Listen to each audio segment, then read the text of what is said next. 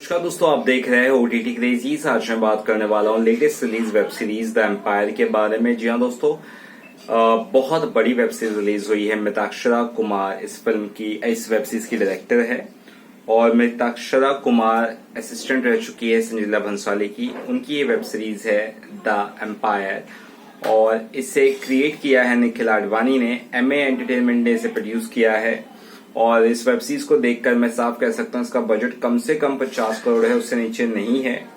और इस web series की खास बात यह है कि ये वेब सीरीज उन चीजों पर फोकस करती है जिन चीजों पर शायद बॉलीवुड फिल्में या कभी शायद फोकस नहीं की है, मुगल एम्पायर पर। जी हाँ दोस्तों, लेट 14th सेंचुरी और अर्ली 15th सेंचुरी के दौरान बाबर का जो स्टोरी है उसका कहीं ना कहीं एक तरह से मैं कहूंगा बायोग्राफी फिल्म दिखाती है, वेब सीरीज दिखाती है। और उसके बाद बाबर के जो बेटे हुमायूं या कामरान, उनके बारे में भी फिल्म थोड़ी बहुत बताती है। तो कुल मिलाकर एक डिफरेंट तरह की ये वेब सीरीज है। ये एक्चुअली बेस्ड है एक नोवेल पर जो एलेक्स रुदरफोर्ड ने लिखी थी, the empire of the Mughals, raiders from the north, उन पर। तो कुल मिला के इम्पोर्टेंट चीजें अभी मैं बात करता हूँ। यहाँ पे जो कैरेक्टर्स है, जैसे कुणाल कपूर बाबर का रोल प्ले कर रहे हैं और इसके अलावा जो बोलते हैं ना दीनू मोरिया है, वो जो रोल प्ले कर रहे हैं शबानी खान का।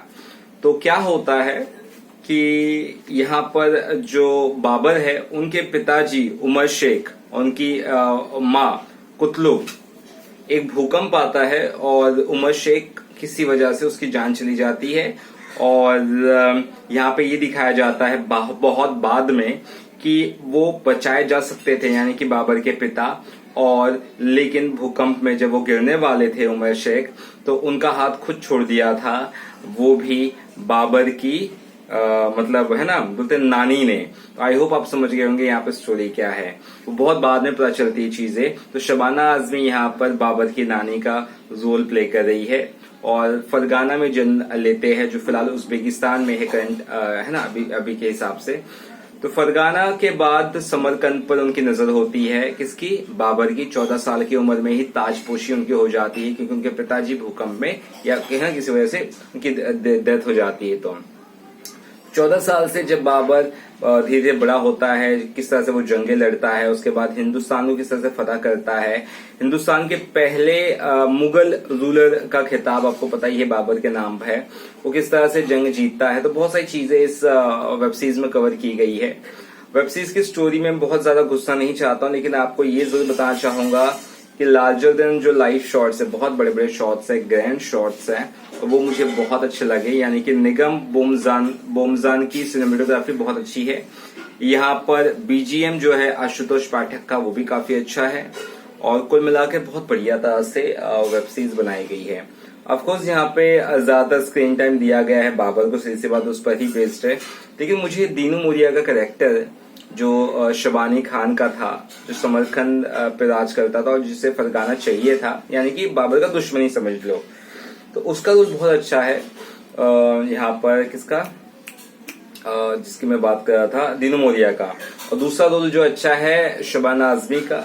इसके अलावा दृष्टि धमी जो है यहाँ पर बाबर की बहन खानजादा का रोल निभा रही है, उनका भी रोल काफी बेहतर है।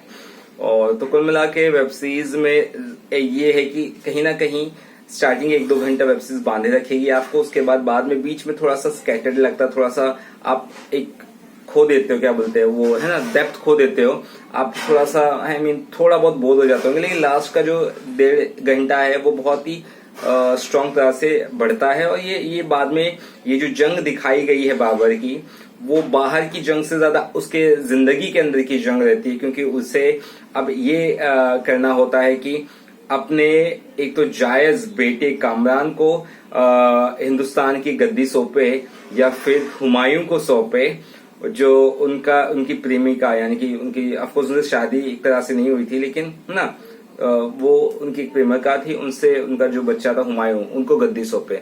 तो वो कहीं ना कहीं इस वेब सीरीज की सबसे इम्पोर्टेंट चीज होती है, जिसे बाबर कहीं ना कहीं समझ जाता है कि वो अपने दोनों बेटे से यानी कमरान और हुमायूं में से किसको चुने। और आखिरकार जब बाबर की मौत होने वाली होती है, उसी दौरान चुनना होता है हिंदुस्तान के नए बादशाह को, तो बाबर और कमरान में से किसी चुना जाता है। उससे वो सब चीजें देखने के लिए आप इस वेब सीरीज को देखिए। बहुत सारी चीजें इस वेब सीरीज में जिसको आपको देखनी चाहिए।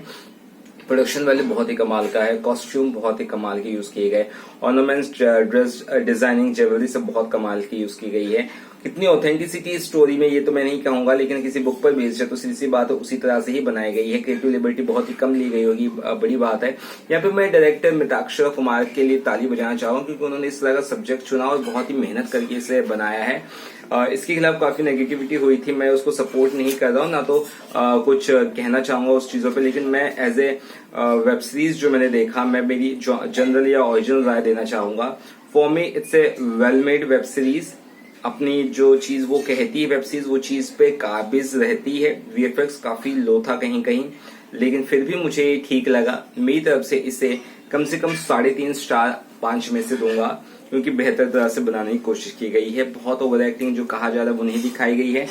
जो फाइटिंग सीन्स थे, स्पेशली वॉर सीन्स थे, वो भी बहुत ही ऑथेंटिक, बहुत ही ओरिजिनल, और बहुत ज्यादा खर्चा हुआ इस वेब सीरीज पे। और ओवरऑल देखा जाए क्या मुझे पसंद आई, नहीं पसंद आई, मैं कहूंगा हाँ मुझे पसंद आई, लेकिन पूरे तौर पे नहीं। इफ्स एंड बट्स यानी कि थोड़ा थोड़ा चीजें जो मेरे को नहीं मतलब उतना पसंद है, बाकी तो ज्यादा पसंद है। कैरेक्टराइजेशन बहुत अच्छा था, बहुत सारी चीजें इस वेब सीरीज में अच्छी थी जो मुझे अच्छी लगी। तो as an entertainment value I did like it, but ये सभी को पसंद आएगी नहीं आएगी इसके बारे में नहीं बोल सकता, but as a cinema lover I actually loved it. बहुत लार्जर देन लाइफ शॉट्स, एक बाहुबली वाला जो फील था, गेम ऑफ थ्रोन्स वाला फील था, वो मुझे इस वेब सीरीज में देखने को मिला। या फिर आप इसे कह सकते हो ये बॉलीवुड का बाहुबली है, या game of thrones Indian version है, ये आप कह सकते हो, या फिर सीधा सीधा कहो ये इंडिया का एम्पायर है। सबसे ज्यादा बेहतर लगेगा आई थिंक कहने में। तो मेरी तरफ से मैंने 3.5 स्टार की रेटिंग दे दी है 5 में से। आपकी क्या राय जरूर बताइएगा। वीडियो अच्छा लगा तो चैनल को सब्सक्राइब करना ना भूलेगा, और आप भी देख सकते हैं तो जरूर जाके देखिए। डिज्नी प्लस हॉटस्टार पर 27 अगस्त 2021 को रिलीज हो चुकी है द एम्पायर।